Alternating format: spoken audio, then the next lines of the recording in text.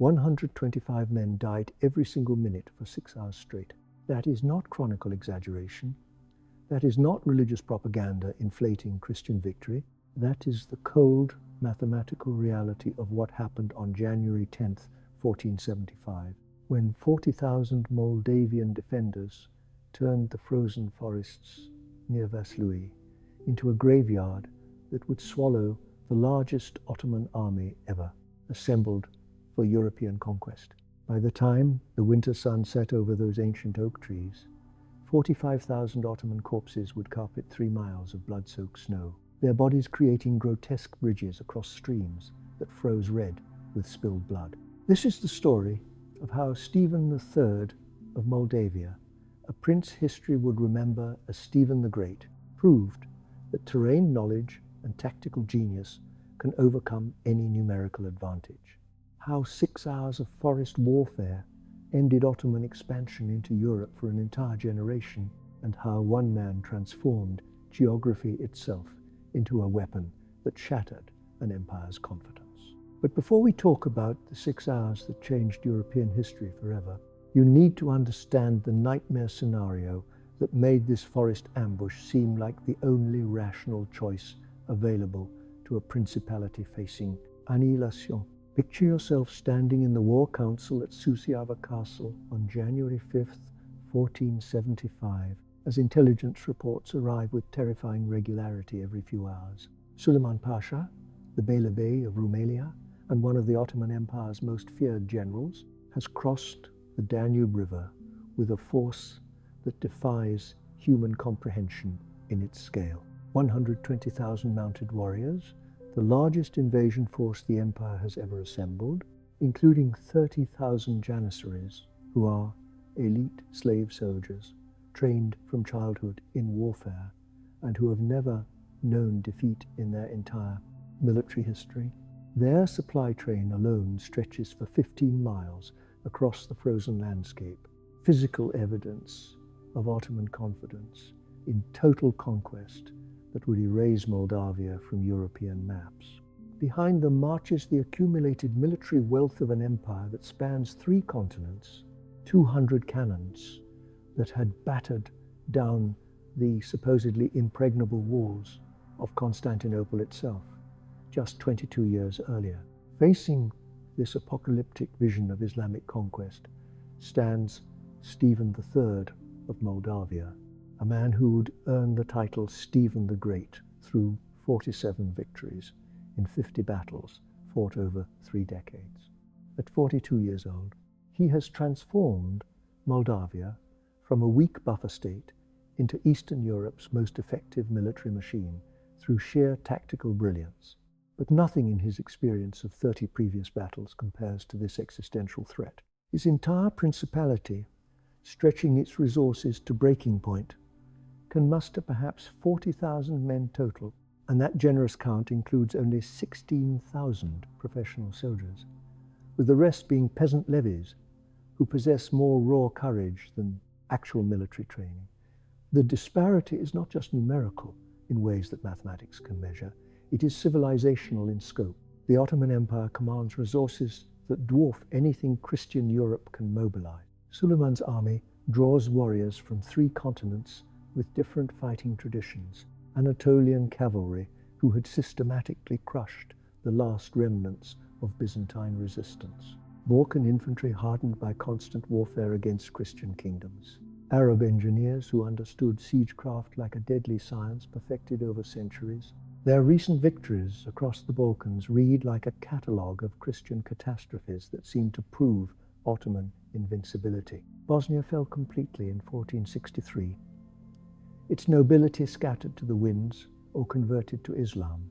Albania's heroic resistance, led by Skanderbeg, had finally crumbled the previous year after his death. Hungary's border fortresses literally emptied at news of Ottoman approach, their garrisons deserting rather than face certain death. But here is what the chronicles written by monks do not tell you about Stephen's impossible position that made resistance seem suicidal.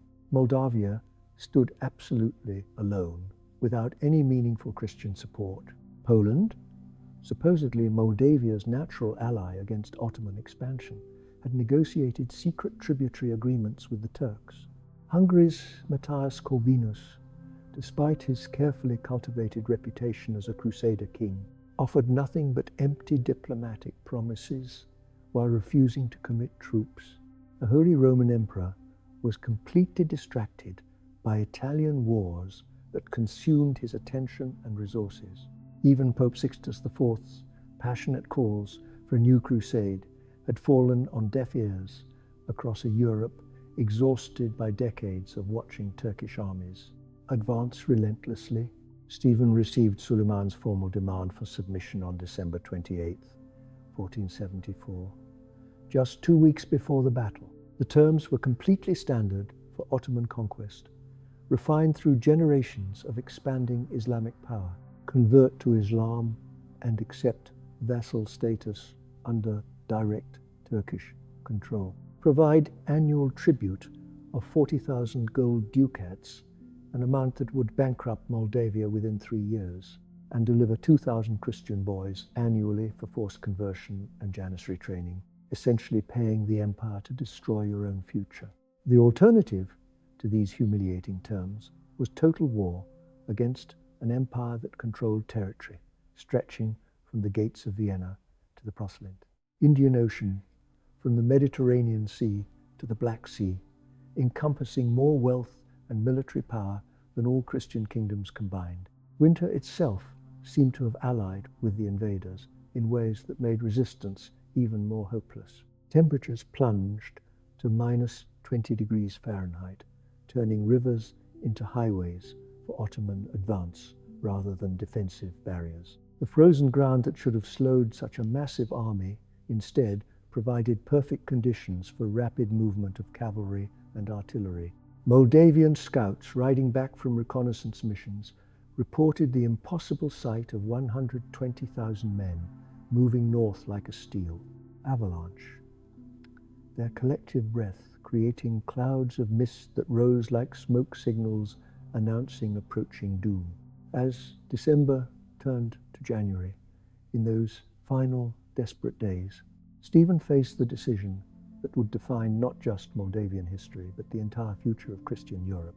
Flee north to Poland with his professional army intact and preserve military capability to fight another day, or stand against odds that violated every principle of military logic developed over centuries of warfare. The smart strategic choice that any competent military advisor would recommend was flight to preserve forces.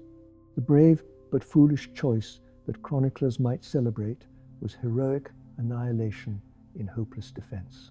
Yet somehow, impossibly, the Wolf Prince chose a third option that would shatter an empire's confidence and prove that tactical genius can overcome any numerical disadvantage. Stephen the Great stood in his war chamber at Suceava Castle during those critical early January days, studying maps by candlelight as reports arrived every hour with escalating details that made victory seem more impossible. Each messenger brought news that transformed the strategic situation from desperate to catastrophic.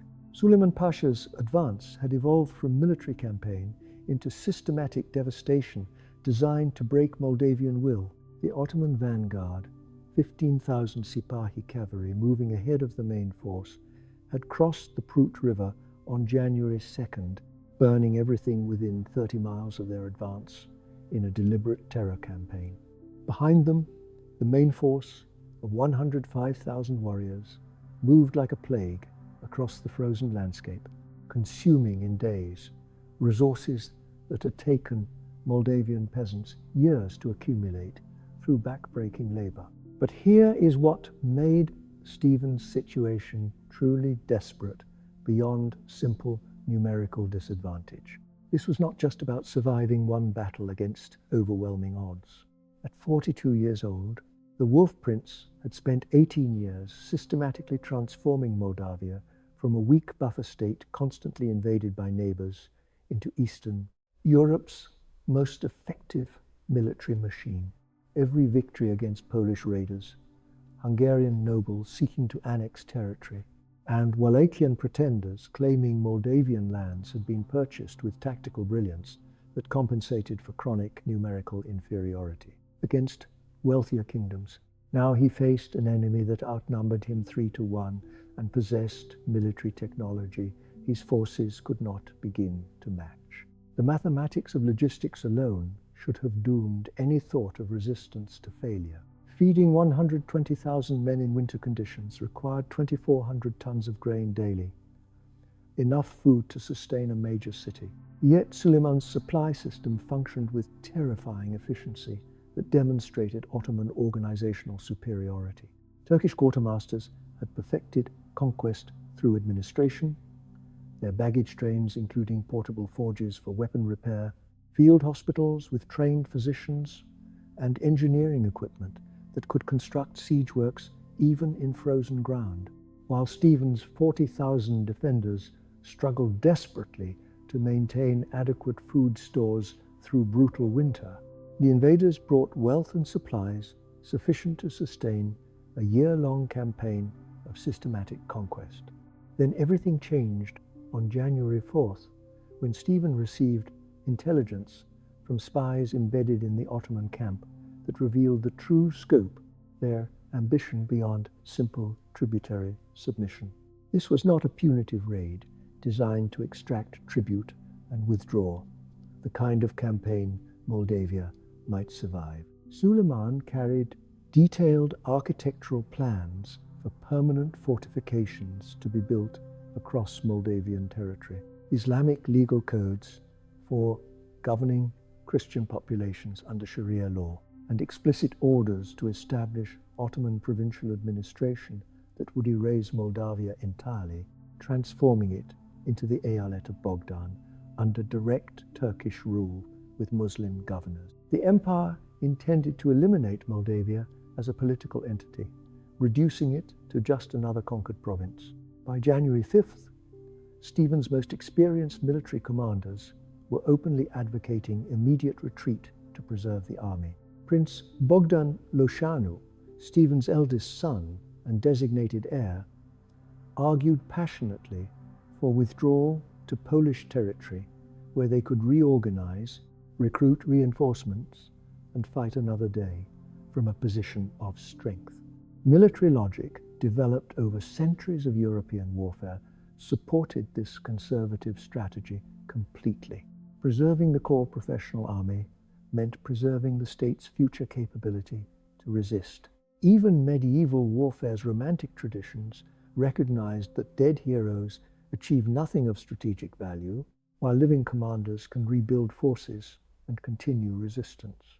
Yet Stephen understood something fundamental that his advisors, focused on immediate military calculations, completely missed. Moldavia's survival as an independent Christian state depended not on preserving armies intact through retreat, but on proving decisively that Ottoman expansion had reached its absolute limits. Every Christian state, from Hungary to Poland to the Holy Roman Empire, was watching this confrontation with calculating eyes. If Moldavia fell without mounting meaningful resistance that inflicted serious costs, the psychological impact would trigger a cascade of submissions across Eastern Europe as kingdoms decided that accommodation with Turkish power was safer than resistance. Stephen was not just defending Moldavian territory in some narrow military sense. He was defending the very idea that Christian resistance against Ottoman expansion remained possible and could succeed. Here is what the chronicles do not tell you about those 5 desperate days between January 5th and 10th, when Stephen implemented his strategy. The Moldavian prince ordered something so audacious it bordered on madness that would horrify his own people. Instead of defending static positions behind fortification walls, he commanded total evacuation of the entire invasion route. Every granary systematically emptied of grain, every well poisoned with animal carcasses, every bridge across rivers destroyed, every building that might provide shelter burned to the ground. Moldavian civilians, given just hours to gather possessions, fled north in columns that stretched for miles, carrying whatever they could, while leaving behind a wasteland that would starve any occupying force. The scorched earth campaign transformed geography itself into weaponry against the invaders. Ottoman scouts, advancing ahead of the main army, reported moving through a land of ghosts, where prosperous villages stood completely empty and livestock had vanished as if raptured. This was not mere denial of resources in some tactical sense. This was psychological warfare designed to unnerve an army that had grown accustomed to living off conquered territory and now found nothing to sustain them. As January 9th dawned, with temperatures reaching -15 degrees Fahrenheit that turned breath to ice crystals, Stephen led his 40,000 defenders to the carefully chosen battleground near Vaslui, where ancient forests and hidden marshes offered tactical advantages that might compensate for numerical inferiority that mathematics said made victory impossible. Tonight would be their last chance to rest before confronting an empire's wrath with nothing but faith, fury, and the desperate genius of a prince who had never learned the meaning of surrender. On January 10th, at dawn, Suleiman Pasha surveyed the approaching battlefield from his command position on the ridge above Vaslui, with the supreme confidence of a general who has never tasted defeat in a long military career. From his elevated vantage point, the Ottoman commander could see his magnificent army spread across the frozen plain below like a steel ocean that seemed to have no end. 120,000 warriors, arrayed in perfect formation that had been drilled into them through years of training, their weapons gleaming in the pale winter sunlight that reflected off snow. The Janissary Corps, 30,000 strong and wearing their distinctive white felt caps, formed the army's center with the deadly discipline that had made them legendary. To their left and right flanks, Sipahi cavalry units stretched to the horizon in formations so large they seemed infinite. 40,000 mounted archers whose composite bows had broken every Christian army they had ever faced in 2 decades of continuous warfare. But here is where legend meets tactical reality in ways that separate military genius from mere competence. Stephen the Great had spent those critical pre-dawn hours positioning his forces with surgical precision across terrain that appeared open and vulnerable but concealed deadly advantages that Ottoman scouts had completely missed. The Moldavian prince understood something fundamental that Suleiman's experienced mapmakers had overlooked in their confidence. Those innocent-looking forests flanking the battlefield on both sides were not decorative wilderness to be ignored. They were tactical death traps, dense enough to break cavalry charges completely and maze-like enough to confuse retreating infantry who had never fought in such terrain. The morning's first engagement began at 7 o'clock in the morning, when Ottoman scouts probed forward cautiously toward Moldavian positions to assess defensive strength. What they discovered should have terrified any competent commander paying attention to tactical details. Stephen's 16,000 professional soldiers had seemingly vanished into the landscape itself, as if swallowed by earth. Moldavian crossbowmen crouched invisibly behind earthworks that seemed to materialize from frozen ground. Infantry companies hid in forest corridors that allowed rapid movement while remaining completely invisible to Ottoman observers scanning from open ground. This was not a traditional medieval army awaiting battle in visible formations. This was a predator, preparing an ambush with patience, learned through decades of fighting superior forces. Suleiman's reaction to these initial reports revealed the fatal flaw in Ottoman tactical thinking, developed through generations of overwhelming victories. Accustomed to crushing enemies through superior numbers and firepower applied with mathematical precision, the empire's generals had never learned to fight opponents who refused conventional battle and disappeared into terrain.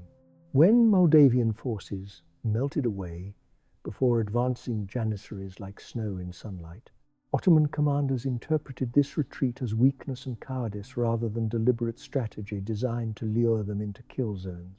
By 9 o'clock in the morning, confident Turkish infantry had penetrated 500 yards into what appeared to be completely abandoned defensive positions that Moldavians had, fled.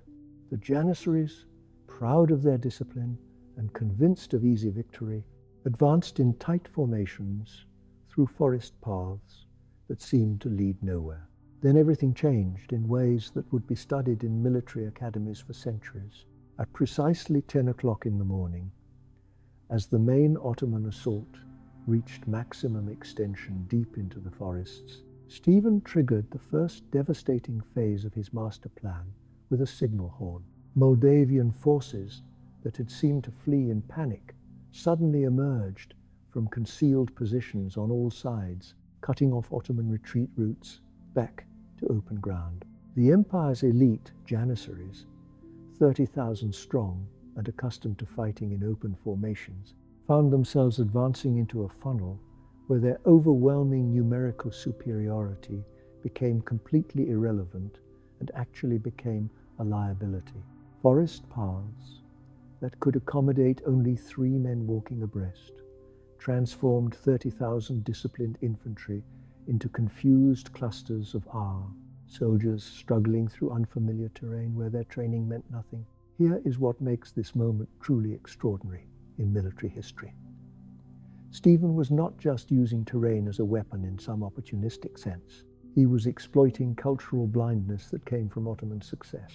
Turkish military doctrine perfected across open battlefields, from Anatolia to Egypt, assumed with absolute certainty that superior numbers deployed with discipline could overwhelm any defensive position through sheer weight of assault. Ottoman commanders had simply never encountered an enemy who treated dense forests as tactical allies to be embraced rather than obstacles to be avoided, who understood that trees could negate cavalry and break infantry formations more effectively than any fortification wall. When Moldavian crossbowmen began systematically picking off Janissary officers from tree-mounted positions 50 feet above ground, Ottoman response protocols developed over decades of warfare simply did not exist for this situation.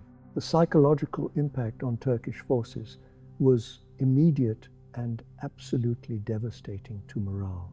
Warriors who had conquered Constantinople and dominated Balkan battlefields for a generation suddenly faced an invisible enemy they could not see, could not predict, and could not counter using any traditional tactics they had been trained to employ. By 11 o'clock in the morning, desperate reports reached Suleiman at his command post that his advance units were taking heavy casualties without inflicting any meaningful damage on enemies who remained invisible. The legendary Janissary discipline, maintained through decades of unbroken victory, began showing its first visible cracks as men who had never retreated started edging backward. But Stephen had only revealed the opening movement of a symphony of destruction that he had composed over 5 days of preparation. Hidden in those same forests that were systematically devouring Ottoman infantry like a living entity, 8,000 Moldavian cavalry waited in absolute silence for the signal that would transform tactical advantage into strategic annihilation of an empire's finest army. The Wolf Prince understood with absolute clarity that defeating 120,000 enemies required more than defensive brilliance or clever ambushes. It demanded the kind of coordinated assault that would shatter an empire's confidence in a single afternoon through violence so overwhelming it would be remembered for generations. As noon approached and Ottoman confusion deepened with every passing minute, Stephen prepared to unleash hell itself upon forces that had never in their military history imagined defeat was even possible. At precisely noon on January 10th, 1475, Stephen the Great raised his battle horn to his lips and unleashed what would become the most devastating cavalry charge in medieval European history, measured by casualties inflicted from 3 separate forest positions that Ottoman scouts had sworn were empty wilderness. 8,000 Moldavian horsemen erupted simultaneously in perfect coordination, their war cries echoing across the frozen battlefield like thunder from hell itself, promising death. The sound was absolutely indescribable to witnesses who survived. Thousands of hooves pounding frozen earth, hard as stone, steel clashing against steel in a symphony of violence. Voices screaming prayers in 3 different languages as Christian fury met Islamic confidence in a collision that literally shook the ground for miles around and could be felt through boots. The Ottoman center, already thoroughly confused and disoriented by hours of forest fighting against invisible enemies, had absolutely no time to reform defensive positions. Suleiman Pasha watched in complete horror from his command position as his perfectly ordered battle lines that had taken hours to establish disintegrated under coordinated assault from directions his scouts had sworn on their lives were impossible to attack from. The lead Moldavian wedge, 2,000 heavy cavalry, personally led by Stephen himself, charging at the front, struck the Janissary left flank with the physical force of an avalanche, crushing everything in its path. In the first 30 seconds of sustained impact, 800 elite Turkish infantry simply ceased to exist as living beings, crushed under iron-shod hooves or transfixed by 12-foot ashwood lances that punched through armor and bodies. But this was not random violence born of desperation. This was choreographed destruction planned down to the minute. As the main Moldavian charge carved a bloody path through Ottoman ranks like a blade through flesh, secondary cavalry forces emerged from concealed forest positions to exploit the gaps being created. Prince Bogdan Lăușanu, Stephen's son and heir, led 1,500 cavalry in a sweeping charge against the Turkish right wing, while Moldavian infantry poured from the forest like a flood to prevent any Ottoman retreat back to open ground. Within minutes, that felt like hours, Suleiman's 120,000-man army found itself fragmented into dozens of isolated pockets, each fighting completely separate battles against an enemy that seemed to multiply with every engagement and attack from every direction. Here is what makes this moment truly extraordinary, beyond simple tactical success. The Ottomans were not just losing ground or being pushed back. They were being systematically destroyed by forces they literally could not see coming until impact. Moldavian tactics violated every principle of medieval warfare that had been written down over centuries. Instead of one massive charge followed by withdrawal to regroup, Stephen had coordinated multiple simultaneous assaults from different directions designed to create maximum confusion and prevent any organized response. Turkish cavalry, attempting desperately to respond to the escalating crisis, discovered that forest paths they had ignored as irrelevant were now occupied by Moldavian crossbowmen who picked off officers with surgical precision, decapitating command structure. The psychological impact was immediate and devastating to Ottoman morale in ways that cascaded. Janissary units that had literally never retreated in their entire military history found themselves surrounded in terrain that completely negated their training and discipline. Ottoman cavalry, the empire's primary striking force and source of battlefield dominance, could not maneuver effectively at all in forest corridors that had been designed specifically for infantry combat by an enemy who knew every tree. By 12:30 in the afternoon, reports reaching Suleiman described not mere tactical setbacks that could be overcome. They described complete unit annihilation. The 7th Janissary Orta, 500 men who had fought at the siege of Constantinople and never known defeat, was wiped out completely in 15 minutes of forest fighting that left no survivors. Then everything collapsed at once, like a dam breaking. At 1 o'clock in the afternoon, as Ottoman commanders desperately tried to organize defensive formations from the chaos, Stephen triggered the final devastating phase of his assault with perfect timing. Hidden reserves, 6,000 fresh Moldavian infantry who had remained concealed throughout the entire morning's fighting, emerged from positions that Ottoman scouts had never detected. despite multiple reconnaissance sweeps.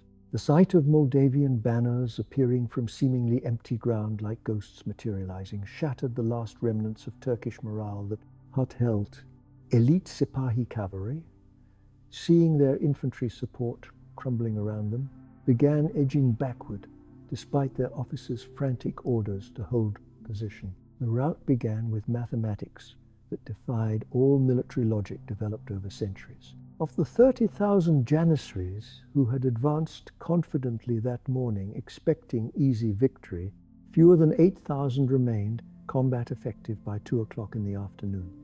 Ottoman casualties were not just heavy in some relative sense. They were absolutely catastrophic in scale. Bodies carpeted the forest floor in layers several deep, the fallen creating physical obstacles for the living trying to flee. Abandoned weapons littered the ground like iron seeds scattered by a farmer, evidence of warriors who had thrown away everything to run faster from pursuing death. Suleiman Pasha, watching his supposedly invincible army disintegrate before his eyes in real time, made a decision that would haunt him for the rest of his life and destroy his military reputation. At 2:15 in the afternoon, as Moldavian cavalry closed rapidly on his command position and threatened to capture him personally, the Beylerbey of Rumelia abandoned his golden standard that marked his position and fled on horseback toward the distant Danube River. The sight of their supreme commander in full retreat, the man who was supposed to lead them to inevitable victory, shattered the last vestiges of Ottoman resistance across the battlefield. If Suleiman himself was running for his life, what possible hope did common soldiers have against an enemy that fought like demons, possessed by supernatural fury? By 3 o'clock in the afternoon, pursuit had transformed into systematic annihilation that showed no mercy. Stephen's forces, their blood up from impossible victory, chased fleeing Ottomans through the same forests that had protected Moldavian preparations and now became death traps for the invaders. The killing was methodical, efficient, and absolutely terrible in its completeness. In 6 hours of sustained fighting from dawn to mid-afternoon, the largest Ottoman army ever assembled for European conquest had been reduced to scattered refugees stumbling through frozen wilderness, leaving behind 45,000 dead comrades, and the shattered confidence of an empire that had considered itself invincible and destined by God to rule the world. As the winter sun set on January 10th, 1475, the frozen battlefield near Vaslui revealed scenes that would haunt chroniclers for centuries and appear in nightmares, where Suleiman Pasha's magnificent army of 120,000 had stood in perfect formation that morning. Only corpses remained scattered across 3 miles of snow that had turned completely red with spilled blood. The numbers defied human comprehension, even for men accustomed to medieval warfare's brutality. 45,000 Ottoman dead carpeted the forest floor in formations that told the clear story of systematic destruction, their bodies creating grotesque bridges across small streams that had frozen solid red. Another 35,000 lay wounded or captured, many of them elite Janissaries, who would never again terrorize Christian Europe with their legendary discipline that had broken so many armies. Stephen the Great, his armor dented from personal combat and his sword blade chipped from 6 hours of continuous fighting, surveyed the carnage with emotions that mixed triumph with physical exhaustion that threatened to overwhelm him. The Wolf Prince had achieved something that military historians would still struggle to explain centuries later using conventional analysis. His 40,000 defenders had destroyed the largest invasion force in Ottoman history while suffering fewer than 3,000 casualties total. The mathematics were absolutely impossible according to every military principle. Yet the evidence lay frozen in the January twilight that painted everything red. 3 Muslim soldiers dead for every single Christian scratch. 3-to-1 odds reversed into 3-to-1 casualties. But here is what made the victory truly staggering beyond battlefield success. This was not just military defeat for the Ottomans. It was economic and psychological catastrophe that would reshape the empire's strategic thinking. Suleiman's army had carried wealth sufficient to fund conquest operations for 2 full years. Gold intended to pay 120,000 soldiers for extended campaign, weapons manufactured in the finest armories of Constantinople, horses bred in Anatolia's best stables over generations. All of it now belonged to Moldavia through right of conquest.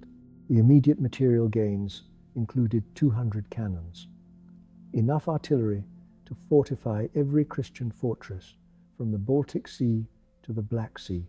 The psychological impact of this catastrophic defeat struck even deeper than material losses that could be replaced.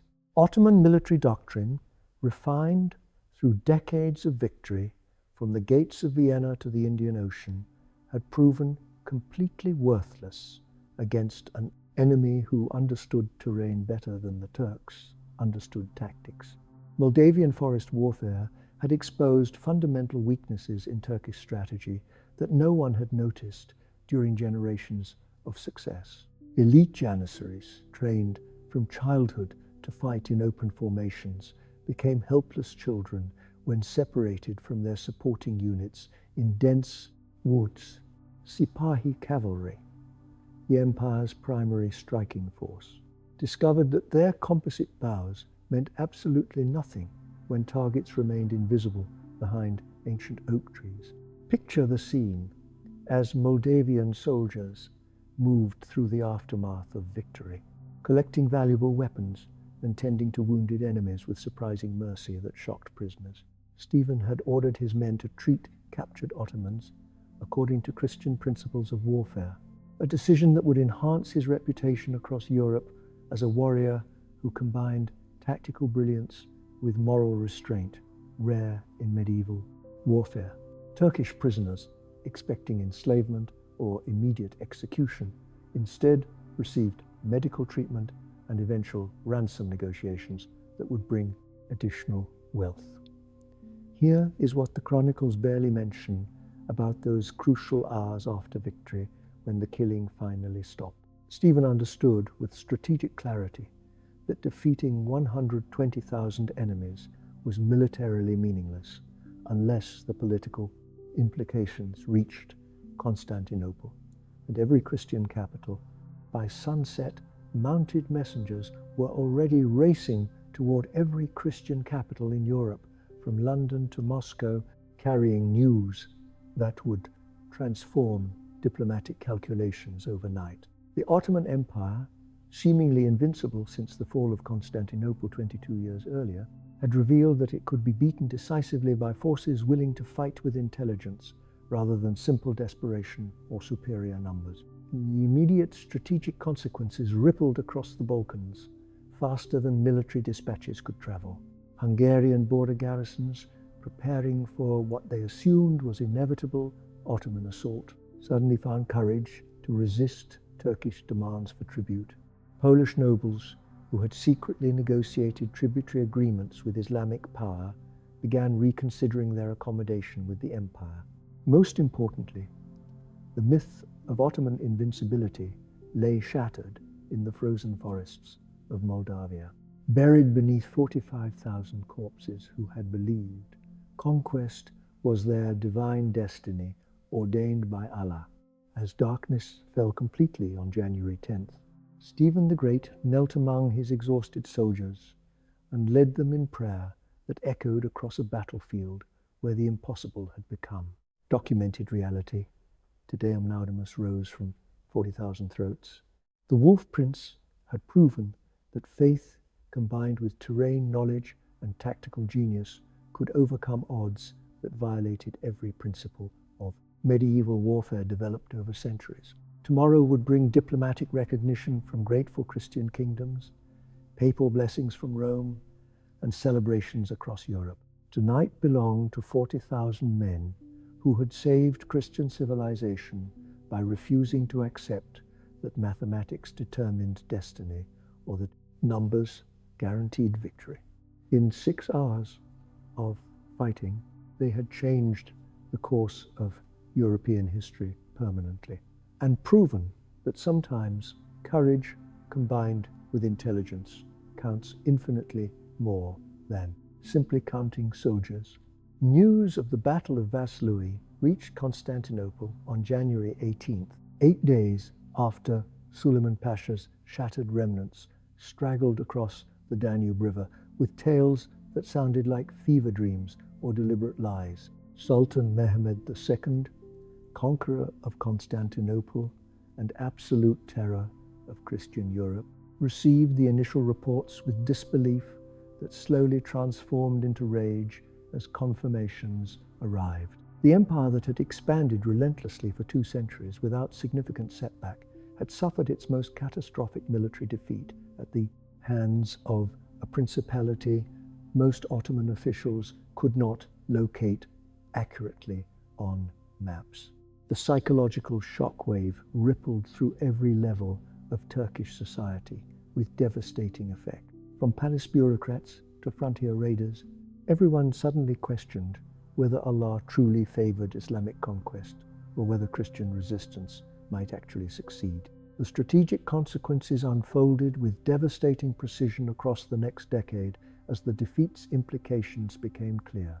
Hungarian resistance, previously crumbling steadily under Ottoman pressure, stiffened into effective opposition that delayed Turkish expansion westward by 20 years.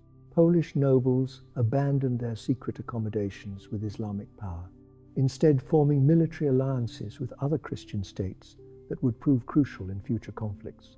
Most significantly for European history, the myth of Janissary invincibility lay buried permanently in Moldavian forests, encouraging Christian resistance from the Baltic to the Mediterranean in ways that changed diplomatic calculations. Pope Sixtus IV's reaction revealed the victory's broader significance beyond simple military success. On February 14th, 1475, papal bulls declared Stephen III athlete of Christ and granted indulgences to any Christian who provided support to Moldavian defense. This was not mere religious theater or empty symbolism. Vatican recognition transformed a regional conflict into a crusading cause that attracted military volunteers and financial support from across Catholic Europe. Stephen's tactical genius had achieved something that decades of papal diplomacy had completely failed to accomplish, uniting fractured Christian states against Ottoman expansion through demonstrated success. But here is what makes the legacy truly extraordinary beyond immediate political effects. Military academies from Sandhurst to West Point still study Vaslui today as the definitive example of terrain warfare, overwhelming numerical superiority through superior knowledge. Stephen's integration of forest fighting with coordinated cavalry assault became the template for asymmetric warfare that influenced everything from Napoleonic campaigns to modern insurgency tactics studied by special forces. The Wolf Prince had proven conclusively that superior numbers mean absolutely nothing when facing enemies who understand their environment better than their opponents understand warfare itself. The Ottoman response to this catastrophic defeat confirmed the victory's strategic importance for reshaping the empire's expansion. Mehmed II, recognizing that Balkan expansion had reached its absolute limits after Vaslui, redirected imperial resources toward Anatolian consolidation and naval warfare in the Mediterranean, where Ottoman advantages remained decisive. The empire that had seemed destined to conquer Vienna and threaten the Rhine River instead spent the next generation rebuilding confidence shattered. In 6 hours of forest fighting, Turkish expansion into Europe effectively ended at the gates of Moldavia, buried beneath 45,000 corpses who had believed conquest was inevitable and divinely ordained. Stephen the Great continued his impossible reign for another 29 years after Vaslui, winning 47 battles while losing only 2 minor engagements that had no strategic consequences. European courts that had ignored Moldavian appeals for assistance suddenly competed eagerly for alliance with the prince who had achieved the unthinkable against impossible odds. When Stephen finally died in 1504 from natural causes at age 70, Ottoman chroniclers recorded the event with visible relief, noting that the great enemy of Islam had finally succumbed to mortality rather than Turkish steel that had failed to kill him. Yet the deeper significance of Vaslui transcends military history or religious conflict. The battle proved definitively that technological superiority, numerical advantage, and imperial confidence mean absolutely nothing when confronting leaders who combine tactical brilliance with absolute commitment to seemingly impossible causes. Stephen understood something that modern strategists often forget in their focus on quantifiable metrics. Battles are not won by the largest armies or the most advanced weapons, but by the most determined minds willing to exploit every available advantage, no matter how unconventional. The Battle of Vaslui stands as history's most complete vindication of intelligence over brute force, preparation over improvisation, local knowledge over imperial arrogance built on past success. On January 10th, 1475, in the frozen forests of Moldavia, 40,000 desperate Christians faced 120,000 of Islam's finest warriors in what every military calculation said should have been the most one-sided massacre in medieval history. Instead, the Wolf Prince achieved mathematical impossibility through tactical perfection, proving that courage and cunning count infinitely more than counting soldiers when applied with precision. In 6 hours of fighting that killed 125 men every single minute, Stephen the Great saved Christian Europe by demonstrating that even empires have limits when they encounter leaders who refuse to accept that defeat is inevitable, or that numbers determine outcomes. If you want to understand how terrain warfare actually works beyond Hollywood fantasy, subscribe immediately, because next week we are revealing the forest combat tactics that stopped the Ottoman Empire, the training methods that turned peasants into soldiers who could kill janissaries, the exact defensive position Stephen used that are still studied today, and the one fatal mistake Suleiman made that cost 45,000 lives in 6 hours. So smash that subscribe button now, because understanding how medieval warriors actually exploited terrain changes everything you think you know about military history, and the principles proven in those frozen Moldavian forests still influence modern special forces tactics used today in asymmetric warfare around the world